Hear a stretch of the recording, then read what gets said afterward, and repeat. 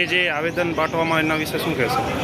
આપના માધ્યમથી જણાવવાનું કે આજે જે આવેદનપત્ર રેલી સ્વરૂપે જે આપવામાં આવે અબડાસા તાલુકાની ખારુઆ ગામની જે અમારી સમાજની દીકરીને સામત્રા ગામનો મુસ્લિમ યુવક જે લગ્નની લાલચ આપી અને બગાડી અને મહારાષ્ટ્રમાં જે લગ્ન કરી અને હાઈકોર્ટમાંથી પણ એ પ્રોટેક્શન મેળવે ખોટા ડોક્યુમેન્ટ આધારો ઊભા કરીને એ બાબતે રજૂઆત હતી. ત્યારે અમે કલેક્ટર સાહેબને પણ એસપી સાહેબને પણ કીધું છે કે આમાં ખોટા ડોક્યુમેન્ટ ઊભા કર્યા છે.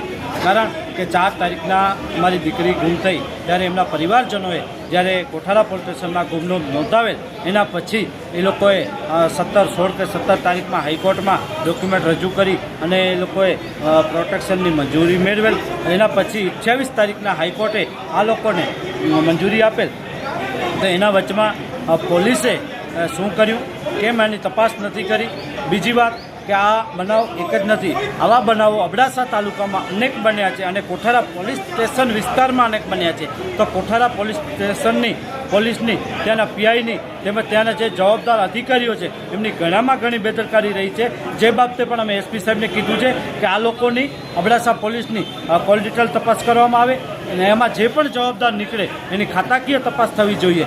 કારણ કે દીકરી કોઈ પણ જતી હોય, કોઈ પણ સમાજની હોય, જ્યારે પોલીસની જવાબદારી આવે છે કે ગુમ નોંધ થઈ છે તો ગુમ નોંધ ઉપર તપાસ થવી જોઈએ. તો અબડાસા પોલીસે શું કર્યું? આજે 1 મહિનો અને 2 દિવસ થઈ ગયા તેમ છતાં પણ કોઈ કાર્યવાહી ન થતી હોય એ કચ્છ માટે કલંકરૂપ બાબત છે. પોલીસ અને ગુજરાત સરકાર તો એમ કહેતી હોય છે કે ગુજરાત સરકાર મહિલાઓ સુરક્ષિત છે, મહિલાઓ સુરક્ષિત છે. આવો કચ્છમાં, આવો અબડાસામાં ક્યાં મહિલાઓ સુરક્ષિત છે? ક્યાં કચ્છમાં મહિલાઓ સુરક્ષિત છે? કચ્છમાં આવા અનેક બનાવો બનતા હોય છે. પણ કચ્છની પોલીસ, પશ્ચિમ કચ્છની પોલીસ હોય કે પૂર્વ કચ્છની પોલીસ હોય, એમાં પણ અબડાસાની કોઠારાની પોલીસની એકદમ બેદરકારી રહેલ છે. જે બાબતે અમને શંકા જાય છે કે આ લોકોની કોલ ડિટેલ તપાસ કરવામાં આવે. આમાં ક્યાંક મોટું સંગઠન કામ કરી રહ્યું છે અને આ લોકોને ક્યાંક ને ક્યાંક મોટું ફંડ મળી રહ્યું છે, ત્યારે આવા બનાવો બને છે. તો અમે આપના માધ્યમથી સરકારને તેમજ વહીવટતંત્રને પણ વિનંતી કરીએ છીએ કે આ બાબતે તટસ્થ તપાસ થાય અને કચ્છની દીકરીઓ સુરક્ષિત રહે એવી અમારી માંગ છે.